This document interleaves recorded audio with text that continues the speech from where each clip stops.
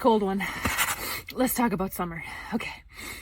During the summer, in the small northern Minnesota town that I grew up in, it was an annual tradition that on the Saturday afternoon of the Polk County Fair, all the kids came out for the nickel dig. Now, if you're not familiar, a nickel dig is basically northern Minnesota's variation of what we in southern Minnesota do when we have our tractor pull, which, for those of you who don't live in the Midwest, is when we make small children furiously pedal a toy tractor with cinder blocks on the back until their legs physically give out.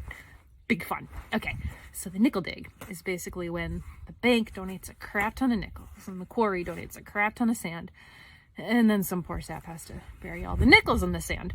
But all the adults get a big kick out of blowing a loud, frightening horn and then cracking a beer and watching all the area children go all Lord of the Flies on each other, digging like maniacs for hidden nickels. Anyways, I was not very good at the nickel dig as a child. I was scrappy, but not very fast because I'm tall and clumsy. Also, I was just really easily distracted, so I'd kind of forget I was supposed to be digging for nickels, and I'd start collecting tiny quartz rocks or oddly shaped sticks or a piece of scrap metal that kind of sort of looked like one of the holograms from Gem and the Rockers, and I wanted to show my best friend later. But quickly I would get off task, utterly fail at finding any money, and then I couldn't buy fair lemonade after my 3-minute time slot and the sand was up. Here's the thing. I never cared. I looked forward to the nickel dig every year, despite the fact that I sucked at the whole point, which was finding nickels.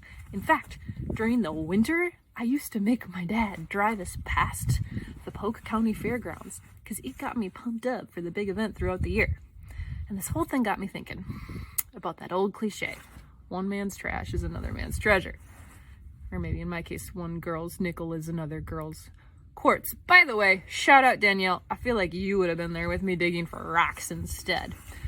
So for this week's video, I tried in vain to find the first source of that phrase, one man's trash is another man's treasure.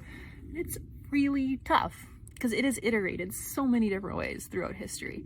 In the 1800s, it's one man's rubbish be another's treasure. And in the 1700s, it's one man's meat be another man's poison. And of course, in the Bible, it's judge not lest ye be judged, which isn't exact, but it's related. It's this concept, right, of something having contradictory qualities or values to different people. And it's been around a long time, and the phrase became cliche because it's just plain true. That's how stuff gets to be cliche in the first place. It contains truth. But this comparison thing we have to be careful of, because while it's super fun to do these personality tests at work, and it is important to the success of organizations to have diversity and balanced teams, it's super easy to fall into that comparison rabbit hole. And as we know, comparison is the thief of joy. And often it can kind of rob us of the simplicity of just enjoying each other's company and enjoying our differences. So I thought my invitation to you this week would be thusly. If you find yourself asking, why is so-and-so like that? Notice immediately that that thought popped up for you. That someone or something felt uncomfortable or just unfamiliar to you. And instead of choosing a label or figure-outing them, or even worse, gossiping, choose curiosity. Ask them yourself, hey, why do you do that way? Do that with your husband. It'll be super fun. Or, why do you think that way? I'm just curious.